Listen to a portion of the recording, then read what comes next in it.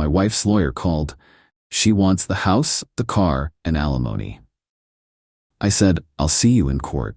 Then I presented the judge with her TikToks bragging about her secret OnlyFans income. Her lawyer's face when he realized she'd lied about being unemployed. I, 36 male, was sitting at my desk when my lawyer called with the news. My soon-to-be ex-wife Desiree, 33, was going for everything. She's claiming she's been unemployed for 2 years and completely dependent on you, my lawyer explained. She wants the house, both cars, and $4,500 monthly alimony. I almost laughed. Unemployed? That's interesting. Why interesting? Just let me do some digging. I'll call you back. See, Desi and I separated 6 months ago after I found out about her affair with her personal trainer, Joaquin. Classic, I know. She moved in with her friend Kendra immediately, but apparently that wasn't the only thing she'd been hiding. 2 weeks before the separation, I'd noticed weird charges on her credit card statement. Separate cards, thank God. Ring lights, professional camera equipment, lingerie from places I'd never heard of. When I asked, she said it was for a photography hobby. Should have known. After the lawyer's call, I remembered something. Desi was addicted to TikTok. Like, posting 15 times a day addicted. And she wasn't exactly smart about privacy settings. Took me 20 minutes to find her secret TikTok account. DesireDoll23. The bio, your favorite housewife living her best life, top 3% creator. I scrolled through. Videos of her showing off luxury purchases, bragging about her monthly 5 figures. One video from 3 weeks ago titled POV, your ex thinks you're broke but you made $18K last month. The comments were gold. Get that bag, queen. Tutorial on starting OF please. Your ex is missing out. She'd literally hashtagged OnlyFans success, financially free boss girl life. I screen recorded everything, every single video. Then I went deeper. Found her Twitter, linked in one of her TikToks. Same username, her pinned tweet. Just bought myself a new laptop and iPhone 15 Pro Max. Solo boss girl things, OnlyFans link in bio. The timeline showed she'd been doing this for over a year. While we were married. Called my lawyer back. How does her claiming unemployment work if she's been running an OnlyFans making $18 a month? Silence. Then, are you serious? Dead serious. I have proof. Send everything. This changes the entire case. Update 1. Desi's lawyer, Mr. Hutchinson, called mine yesterday for a friendly negotiation. He was cocky as hell, talking about how his client was a vulnerable woman abandoned by her husband, who needed substantial support to maintain her lifestyle. My lawyer asked one question. Is your client currently employed?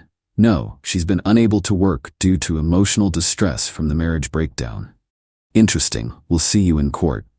Meanwhile, Desi escalated. She started posting Instagram stories about being a survivor and shared quotes about narcissistic exes and financial abuse.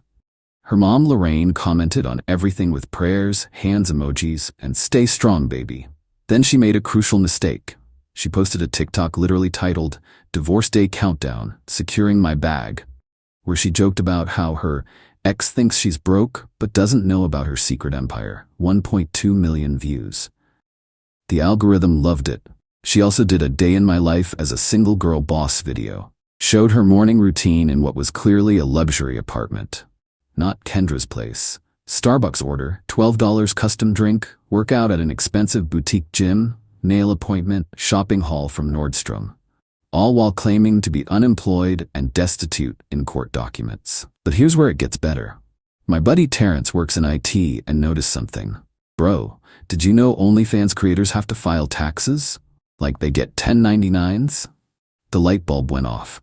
My lawyer filed a discovery request for her tax documents. Her lawyer tried to block it, claiming it was invasive and unnecessary. Judge's response? If she's claiming financial dependence, her income sources are absolutely relevant. Motion denied. That's when Desi went nuclear. Update 2. Desi panicked, started calling me directly, violating the no contact agreement. You piece of shit, you're trying to humiliate me. You're claiming to be unemployed, Desi. That's different. OnlyFans isn't a real job. The IRS disagrees. I'll destroy you. Everyone will know what kind of man you really are. She hung up and immediately posted a series of TikToks. My abusive ex is stalking my social media. He's threatened by my success. Small dick energy is trying to control me even after divorce. The last one had her fake crying while showing her bills, which included a $3,000 monthly apartment, $800 car payment for a BMW, and various subscriptions. Her mom, Lorraine, started a Facebook campaign, posted in every local group about how I was financially abusing her daughter and weaponizing the court system. She organized her book club ladies to flood my business reviews with 1 stars, claiming I was a deadbeat who abandons women. Joke's on them. I work for a corporation. They were review bombing some random local business with a similar name. Then Desi made her biggest mistake yet. She created a Support Desiree's Legal Battle GoFundMe. Claimed she was a struggling woman fighting against a vindictive ex who wants to see her homeless. Goal: $50,000. She raised $3,000 in 2 days. Shared it everywhere. Her TikTok followers donated. Her OnlyFans subscribers donated. My lawyer was practically giddy. She's claiming poverty while crowdfunding. This is beautiful. But wait, there's more. Kendra, being the good friend she is, went on Instagram Live to expose the truth about me. Said I was controlling, cheap, probably gay, her words, and that Desi deserved everything because she suffered in silence for years.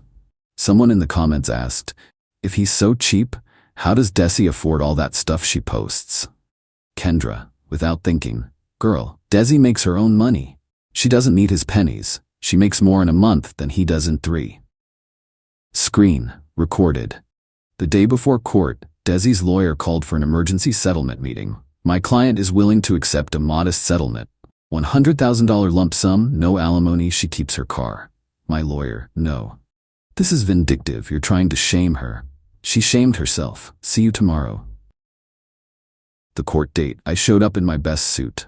Desi showed up looking like she was going to a funeral, black dress, no makeup, hair in a messy bun, going for the poor suffering woman look.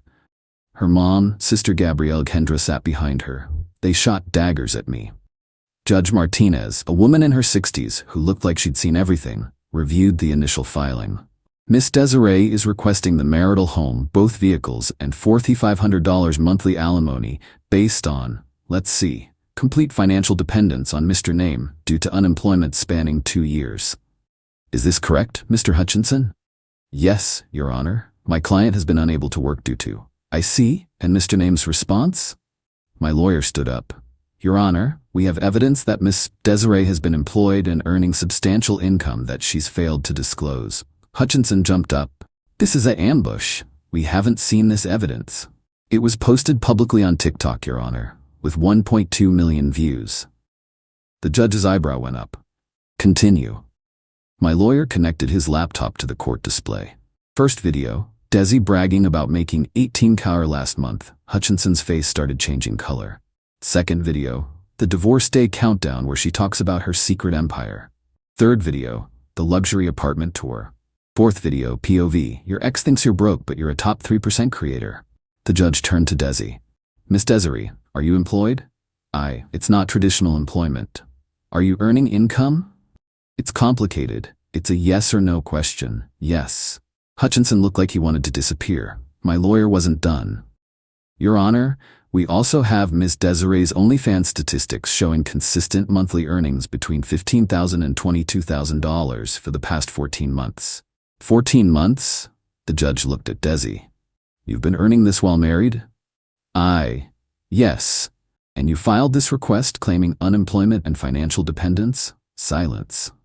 Furthermore, my lawyer continued, Miss Desiree has raised money through crowdfunding by claiming poverty. He showed the GoFundMe page. The judge's face went from surprise to angry. Miss Desiree, did you create this fundraiser? People wanted to help. Did you claim financial hardship while earning $18,000 a month? I have expenses. That's not what I asked. Lorraine stood up in the gallery. This is harassment. My daughter is being shamed for being an entrepreneur. Ma'am, sit down or leave my courtroom. You can't silence me. This is discrimination. Bailiff. Lorraine was escorted out screaming about patriarchy and sex work discrimination. The judge continued. Mr. Hutchinson, were you aware of your client's income? His face was purple. No, Your Honor. Miss Desiree, did you lie to your attorney? I didn't think it mattered. You didn't think income mattered in a divorce where you're claiming financial support? Silence. My lawyer presented one more piece of evidence. Your Honor, we've subpoenaed tax records showing Miss Desiree failed to report this income for 2023.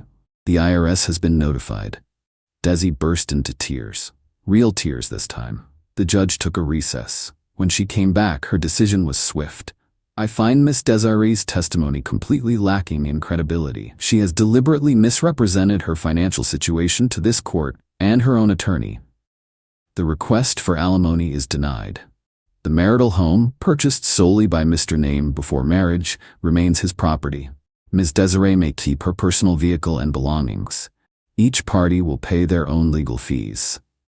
Furthermore, I'm referring this case to the district attorney's office for potential fraud charges related to the false statements made under oath. Desi screamed, "This isn't fair. He's ruining my life." You ruined your own life when you lied to this court. We're done here. Aftermath. The meltdown was spectacular. Desi posted a tearful TikTok about being persecuted for being a sex worker. It backfired. The comments destroyed her. "Girl, you lied in court? This isn't about SW, it's about fraud?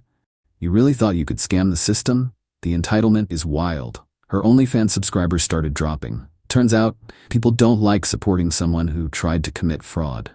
Hutchinson sent her a bill for his services and publicly withdrew from representation, citing client dishonesty. He also reported her to the Bar Association for making him look like an idiot in court.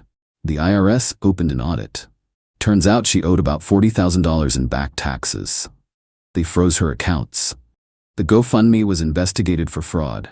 She had to refund everyone. Lorraine tried to start another campaign, but GoFundMe banned their IP address. Joaquin, the personal trainer she cheated with, dumped her when he found out she was broke.